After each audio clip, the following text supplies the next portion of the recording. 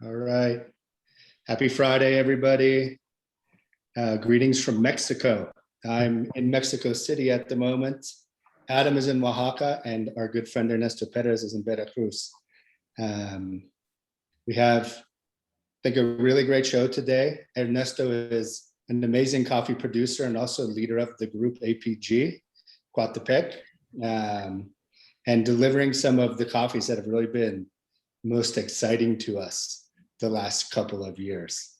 So we're excited to have another live show for you all today. Joining me in Oaxaca is Adam McClellan, who runs the Mexico operation for us. He's been down there for a couple months now with his family and will be through the season, as will I. Lots of good things in store for all of you throughout the season as we get into shipping season. But most importantly, let's turn it over to Adam and Ernesto and see what's happening in Veracruz. Welcome, guys. Thank you. Thanks, Aleco. Yeah, so actually last year, I think was our first year buying your coffees, Ernesto, but we had a really good response in the marketplace. A lot of roasters are eagerly anticipating more coffees from you this year and kind of asking about them again. And I think we saw, Veracruz is a new region in Mexico for us. I think I started traveling there maybe 3 years ago. We work with another co-op in another part of the other side of Veracruz. But yeah, last year was my first year coming to Coatepec, and I was just really impressed with your operation and your vision. And to me, Veracruz is really an interesting, very different than some of the other producing regions of Mexico. And so, yeah, I'm excited this year to taste some of your coffees, and I know that you're wrapping up harvest and things there. But I wonder if maybe you can start and kind of just tell us a little bit about sort of like an overview of like maybe the history of Veracruz coffee production, because I think, from my understanding, that's where it all got started. Coffee in Mexico arrived into Veracruz. So, and then maybe with that, a bit about like your family's history in the region and producing and things like that. Thanks for being with us. Yes, thank you, Adam. Well, let me start by saying what I know about the history of Veracruz coffee. As many people know, I mean, there's no legit answer to where was the first state where coffee was produced in Mexico. Many people say it was in Oaxaca, and many people say it was in Chiapas and Veracruz. But we're one of the first states for sure that had coffee in Mexico. And right now we are one of the 3 most important states in coffee production in Mexico as a country. I think we produce like 30% of the coffee from Mexico. So being one of the leaders in coffee production in Mexico, there's many things that have happened in the history of coffee, many ups and downs. Lots of big companies have been involved in coffee in Veracruz for many years. So we kind of have a long history in coffee. We've always been known by having good coffees, such as other places in Mexico. But I think the specialty coffee culture in Veracruz never really, like the third wave of coffee never really landed deeply in Veracruz. I think it was because there's many big companies, and the culture is not picking coffee correctly, and there's a lot of things that were really hard for me to change when I got here, right? So that's kind of an overview of Veracruz. As you know, Veracruz is one of the highest latitudes where coffee is produced in this side of the world. We're located in the Gulf of Mexico, like right next to the Gulf of Mexico. So the weather is more humid and cold in Veracruz. And I think the latitude and the side of the country where we're located really helps coffee, like the weather and the microclimate to be as it is and the flavor to be as it is. It's always super cold and misty here during the harvest season. So that's kind of why we can grow specialty coffees at 1,200 meters above sea level. So that's kind of my overview of Veracruz coffee right now. And thanks for inviting me to the webinar. I'm really excited to be able to explain more about Veracruz coffee, and so people can come visit and get engaged into what the coffee culture here in Veracruz is, right? So that's kind of an overview. I don't know if you want me to go ahead and say more about my family or. Yeah, maybe because your family's farm is Finca Fatima, and then you also run APG Coffees. But maybe did your family start with just farming coffee, or before they moved into production and things? So my great grandfather, he was from Spain. He came to Veracruz because he knew how to speak English very well. So he got hired by a company called Arbuckle Brothers in the US. And he worked as an exporter. He was a copper and an exporter. His history goes back to the 19th century. So it's he was in coffee many years ago, and his name was Antonio Perez Galvan. So that's why APG is called APG. He was like the first member of our family involved in coffee, right? So there's a lot of history. My grandfather didn't really export coffee. He was dedicated to producing machinery for coffee, and he built a wet mill that is the wet mill that I'm currently using. It was like where he took his clients to show the machinery, right? So it was like his exhibition room, right? So my father later, he started exporting coffee. He worked with coffee in the 1990s, and I think it was when the SCA was founded. So I think Ted Lingle, which was the founder of the SCA, he came to Veracruz a couple of times, and my father got awarded the first place a couple of times during the 1990s. And he decided to quit coffee because it was a lot of risk, because he was more into the commodity market. So many bad things happened in those years, and he decided that it was a lot of risk and he didn't like the business. So he rented the mill to another company, and it was basically no one was really using correctly that mill. So that's when I came in, and I decided to change many things. It was not many years ago, really. I've been in coffee working in coffee for 3 years right now. I went to college in the US. I worked in a company in the US for a couple of years, and I decided that my passion was not working in an office. So I decided to get deeply into coffee. I got my Q grader's license. I traveled to El Salvador, and I got my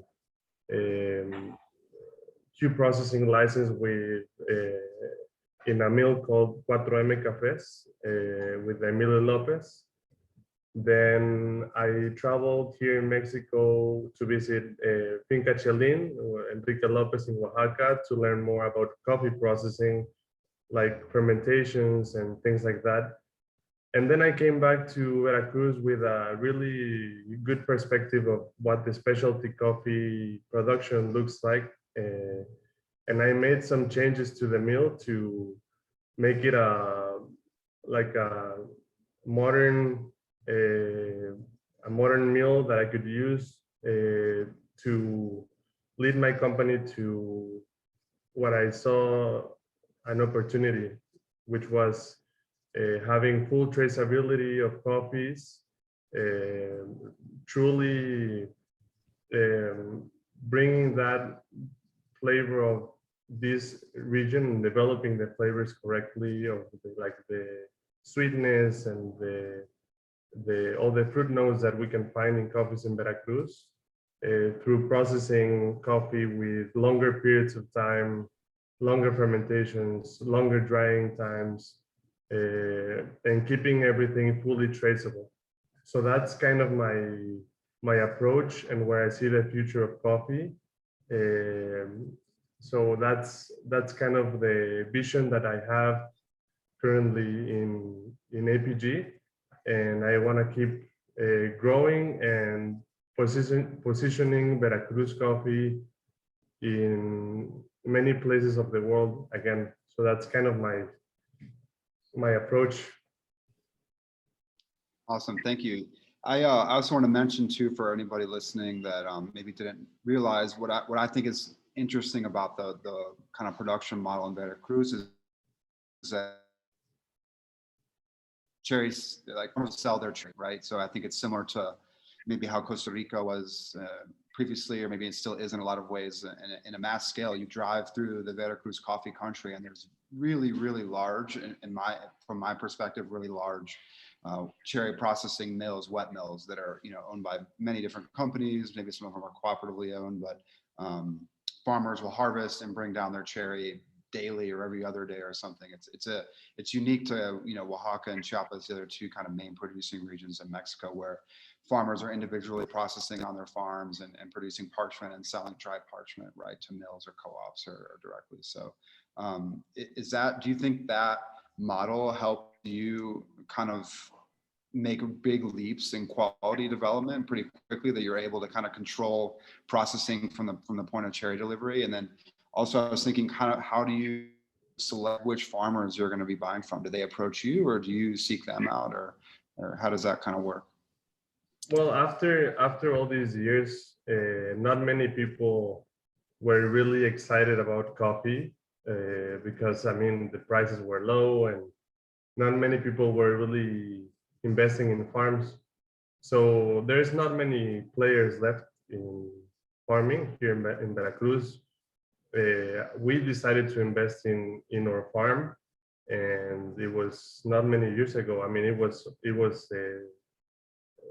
just a property that used to have coffee many years ago, but my father renewed the farm with new varietals, with quality varietals, and that's when I began to know other farmers, which were now like more than just friends. We're kind of like family. Like, for example, Cienfuegos from Finca Las Trincheras, he's a very good friend of my family, and we work with other farmers that are really that have that vision of producing high quality coffees, and that their farms are located in the highest altitudes possible, that have good varietals of coffee that don't just have forgotten farms, right? So that's kind of how I select the farmers that I work with. I don't call them my farmers. We're really partners in this deal, because it wouldn't be possible to do this without them.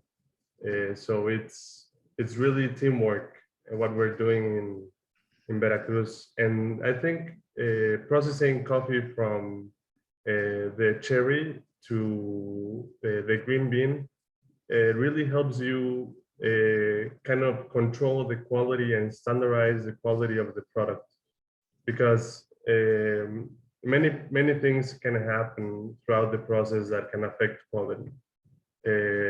We begin by knowing where the coffee comes from. We analyze the cherry and we see what quality of the cherry we're receiving in the mill, what percentage of ripes and unripes we have, and we use technology to sort this coffee, to store this coffee correctly, and to mill this coffee and prepare it for export the correct way. And I think our approach is to be able to sell coffees that last longer in shelf, because we are reducing the drying times. Extending the drying times a lot, more than most of the companies in Mexico do. We take temperature, simulating temperature as it was, as if we were drying with the sun or under the shade. So that's kind of what we're doing with the drying. And fermentation for us is something that has existed in Veracruz for many years. We didn't have the machines to remove mucilage before. So it would take 48 hours before to ferment coffees and get rid of this, the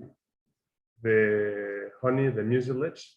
And we still do the complete 48-hour fermentations. So I think that is something that creates a better sweetness and creates a more balanced and round flavor in the cup. So that's kind of what we can control with the processing cherries, and I think it's a good aggregate value for the product. Yeah, thank you. A couple of questions are coming in that are related to what you're talking about. Specifically with the drying, could you talk more about that? Are you using mechanical dryers? Are you using raised beds? Or, because I know that kind of how you mentioned the climate in Veracruz, and you and I have talked about this before, some of the drying is probably one of the more challenging aspects of production in general, but also maybe if you wanted to do like naturals or other processes and things like that. Could you talk about specifically drying and how you're managing that? Yes, well, one of the good things about Veracruz is that we have our seasonality is very predictable every year. We have like the months of December, January, and February are most of the times extremely humid and cold. There's always rain, and there's always high humidity levels and high and low temperatures. So it's really almost impossible to dry coffees with the sunlight during these months. So we have to adapt to what we have, right? So we use mainly mechanical dryers for the washed coffees that we process from December to February. And in March, we have the first, we always process in March and April the natural and the honey processed coffees, because we have a completely different climate, a completely different weather than in the other months. We have a lot more of sunlight and we have higher temperatures. So we have to, we use shade to protect the coffees from the high temperatures in these months. So it's kind of like there's a drastic change between the months of December and February to the rest of the year. So we kind of decided to work with what we have and use technology to process these coffees correctly.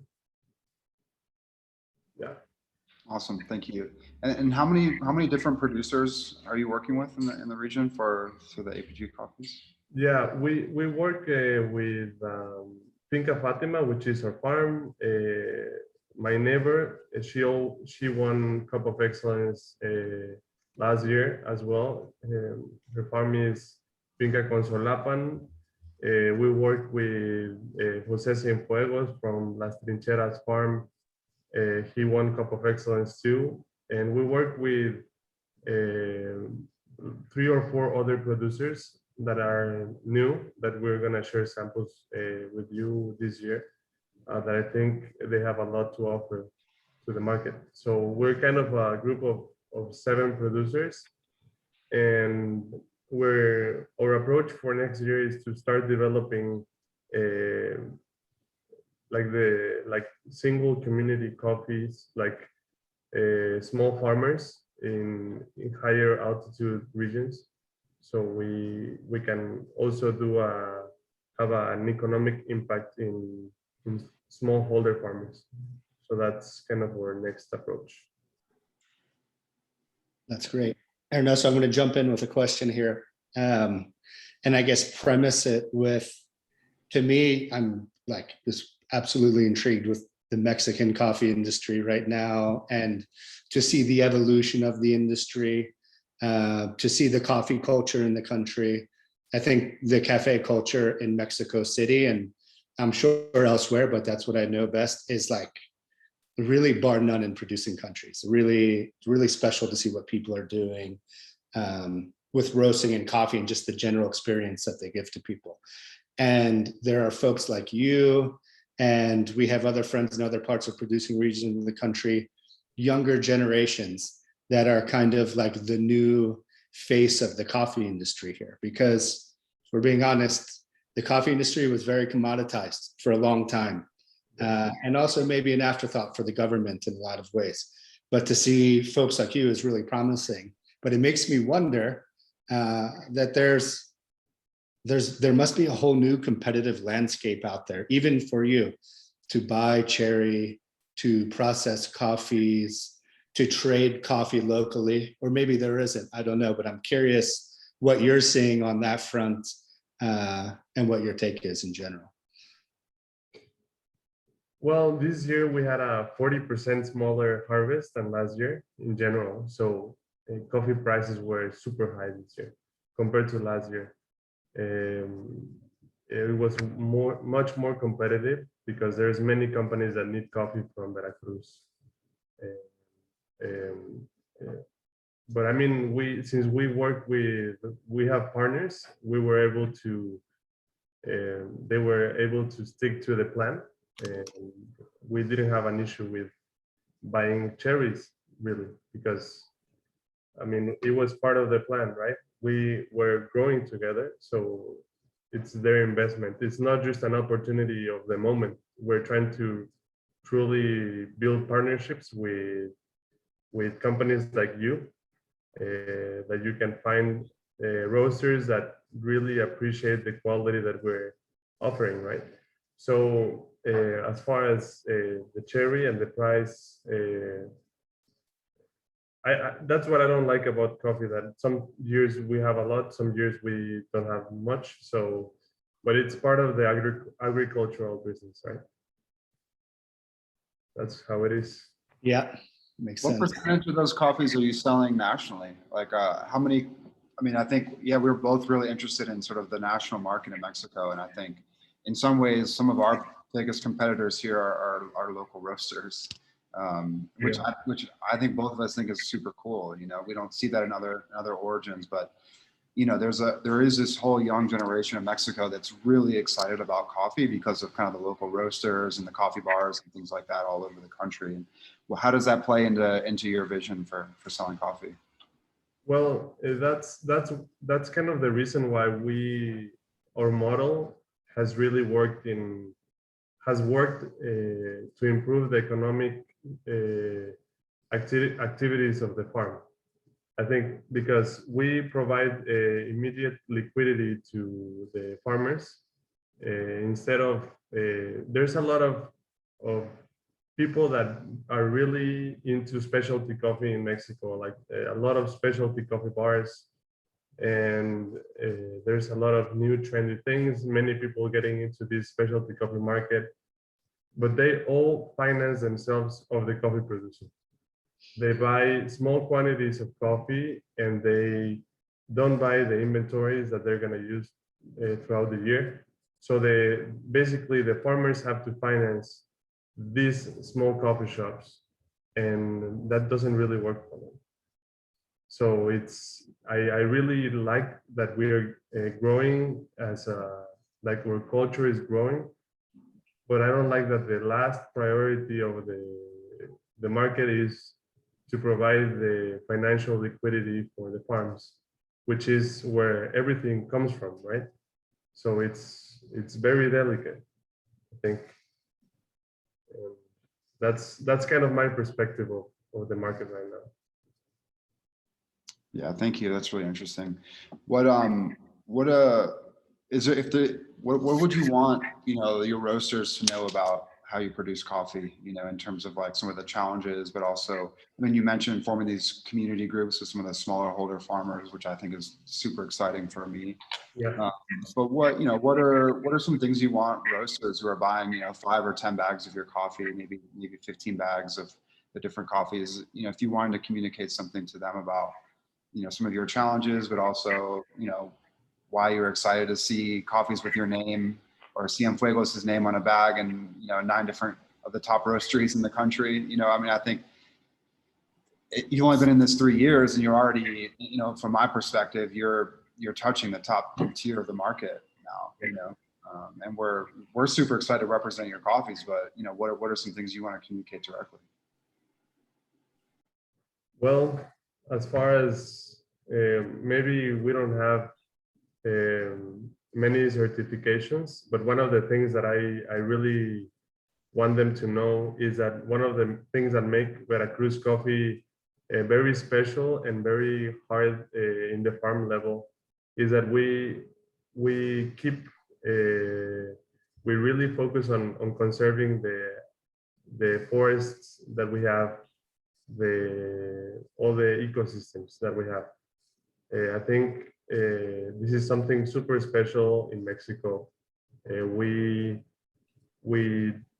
Or most of our farms are all shade-grown coffees.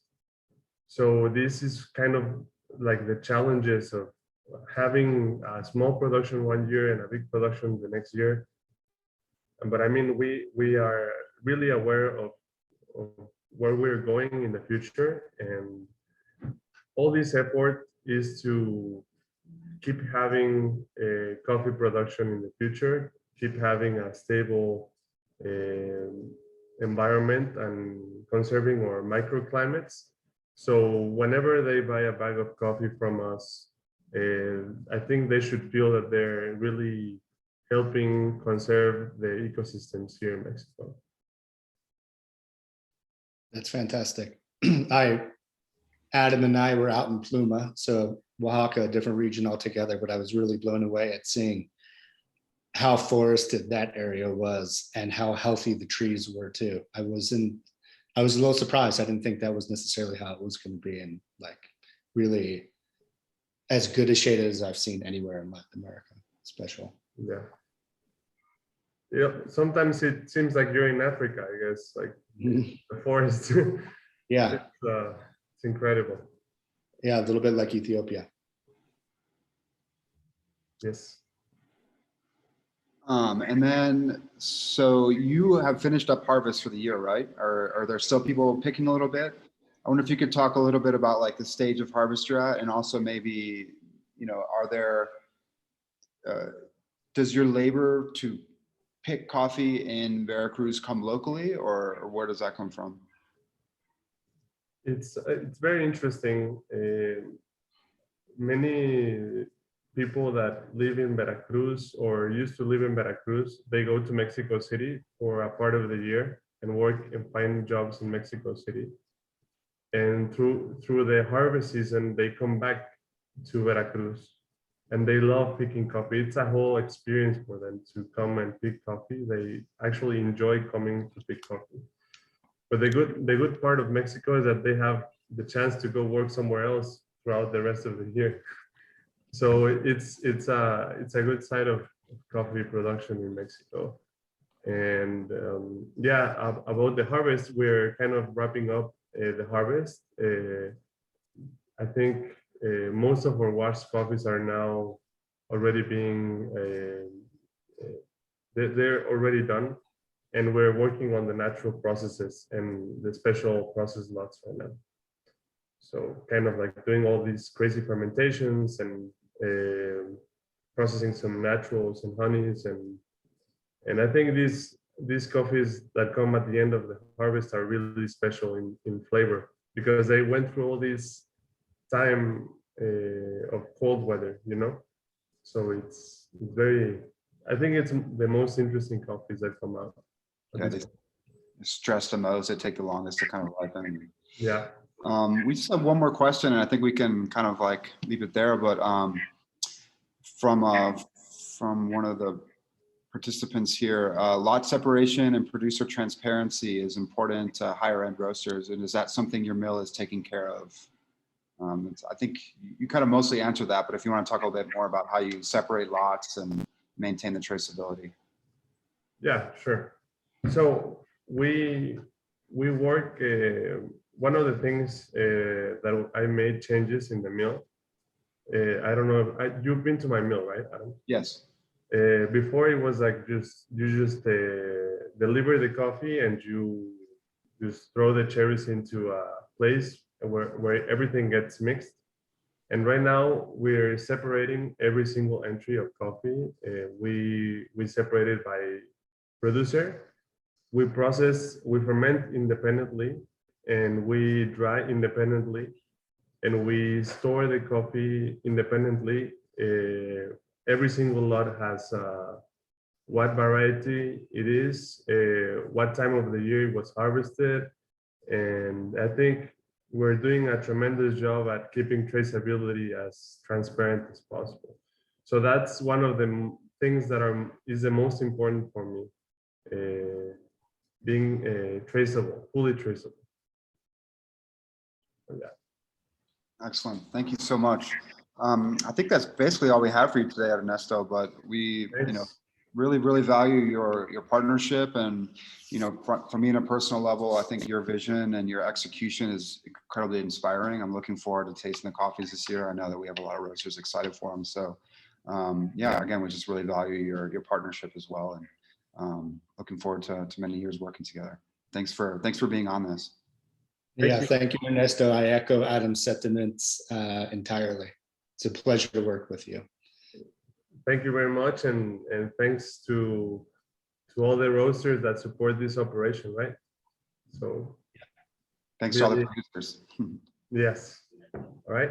Well, talk to you. Take care. All right, we'll talk soon. Okay. Bye. Thanks.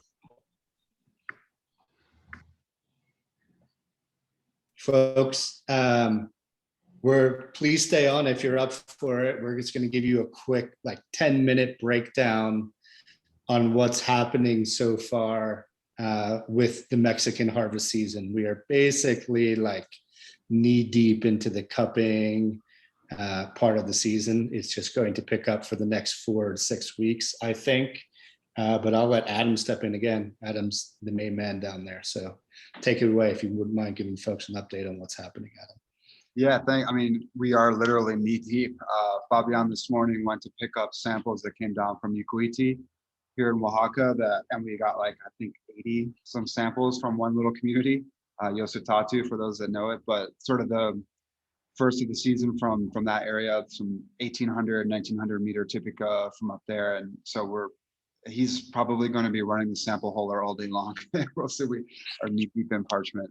But yeah, I think the Pluma, the Sierra Sur part of Oaxaca is wrapped up. The harvest, all the cherries off the trees, the parchment is dried and ready, and almost, I would say 75% into warehouses. And we're kind of selecting and cupping through that. Those are sort of the initial offers that we were seeing. And then now we're moving into kind of the Mixteca area of Oaxaca, Yosutatu, I mentioned, Miramar. They had a little bit of a strange harvest this year in that the ripening was not all at once. I think they're used to having a lot of ripening in second half of January and early February. And the ripening probably due to some later rains and also some kind of cloudier, cooler weather in January that we were having here. The ripening was much slower, and I think not all at the same time. So that was a little bit of a challenge because when they're used to making 1 or 2 passes in their farms, it was they're making 3 or 4. But it's exciting to see these samples come in because they're on a personal level some of my favorite coffees that we work with here.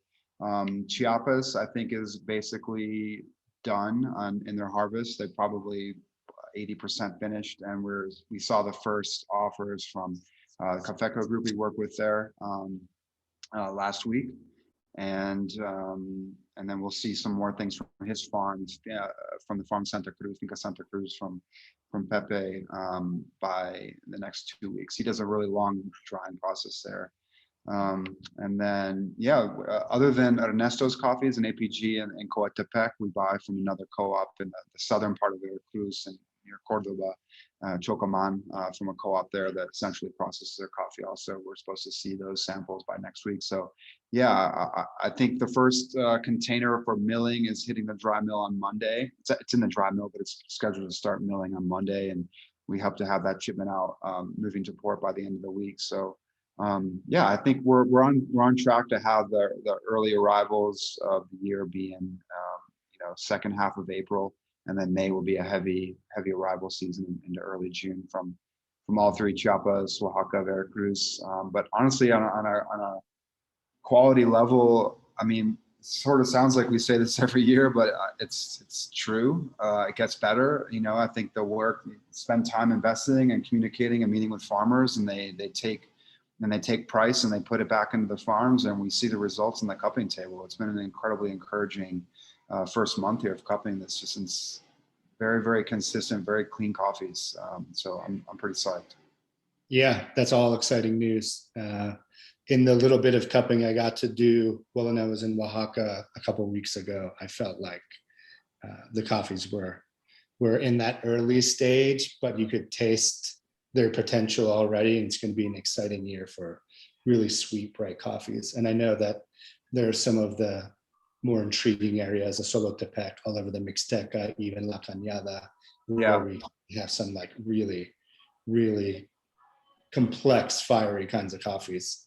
Yeah, we're actually going to La Cañada next week, but that's the part of Oaxaca that harvests latest. It's actually the closest to Veracruz, so they get a lot later rain. But we saw some really, really exciting offers from new groups and some new communities this year from La Cañada that I'm pretty psyched about. So we're heading up there next week to spend a couple of days with those groups. And then, yeah, it's nice to have a full team here as well with Fabian, who's kind of like our anchor. And then Karina has come up from Lima, and you and Ali here. So it's great to have a whole working equipo from Red Fox. Oh yeah, it's exciting. It's exciting to be up and running and feeling like somewhat like business as usual, all things considered in the world right now. Yeah, it's a great time. Any questions for Adam or for me before we sign off here, folks? Now is the time.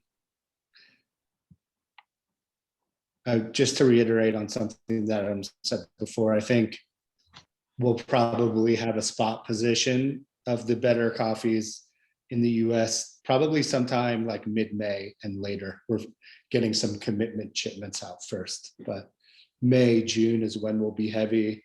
We're not going to carry a major spot position. So if you want to forward book, now's the time, but there will be spot coffees to cut through as well. Let's say like May, June, July. And from there, we'll start to run through stuff. But if any of you have tasted these coffees in the years past, you know what the potential is. They're really great. Okay, I think that might be it. Oh, here you have a question from Joel. How much coffee will be moving between the East Coast, the West Coast, and the Gulf Coast? Do you have an idea of that yet, Adam? Yeah, I think we plan to evenly split, and there's somebody selling something driving by. A lot of it depends on, like you said, the forward commitments and the forward booking, but we'll have, a fairly even split of all coffees on both coasts this year. And then we are also moving a container to Dupuy, Houston. It's one of our new favorite warehouses. We've been working with them for the last year and a half probably. But so if anybody's at all in the range of shipping from Dupuy, we encourage you to get in touch and talk to us about pulling coffees from there. It's a nice alternative to having things in Jersey or in Oakland. So and then, yeah, as far as shipping timeline goes, our first container we expect to be afloat within 2 weeks. And honestly, we work really, really hard to be very specific about which shipping lines and routes we're using. In some cases, we're pretty limited, but we try to do as direct as possible. And one of the advantages of being so close in Mexico is that we can get coffee from Port of Veracruz to the East Coast in 5 days, 6 days, on the water. And then we started using last year the Port of Manzanillo on the west coast of Mexico to go straight to California. And then in the case of Houston, it's literally like hop skip. I mean, you can throw a baseball from once you get into the Gulf, but it's about 3 days on the water from Veracruz to Houston. You know, there's always customs and you know, some of the transit times and things like that you know, add to that. But it's nice that we can have a little control over which shipping lines we use and get the most direct routes possible. So by the end of April, we'll have the first coffees clearing for roasters with commitments, and then we'll have a nice, like as Aleco mentioned, spot position of a range of offerings on 3 coasts and by late May and early June. Yeah, I think it's safe to say that the heaviest window for shipments is mid-April into June, maybe even potentially through June, right? Yeah. Mexico gets really hot by June and more humid. So we really try to we make a big push to get the coffees out of the country by the end of June, so they're not sitting around. But yeah, I mean, you know, from a stability standpoint, Ernesto mentioned that for him and for us as well, it's extremely important that we present the optimal coffees of Mexico that last. I think part of the history of Mexican coffees and their sort of perception in the market was that they didn't last very long, and that they're sort of, you know, susceptible to fade and things like that. But I think with the last couple of years, we've proven that if you're really careful about how you're cupping and mixing lots and measuring water activity, moisture and things, we can deliver coffees that'll last, you know, 8-10 months easily, and they're pretty prime condition. So we want to represent in our spot position all the hard work that these farmers are doing and the best of what Mexico offers. I think, you know, I hear from roasters all the time that these coffees are their best sellers. I mean, it's a familiar origin to consumers, but they're just insanely easy drinking coffees. I mean, they're not going to jump off the table like a Kenya or some of the Ethiopian coffees, but they just go down incredibly easy. They're juicy.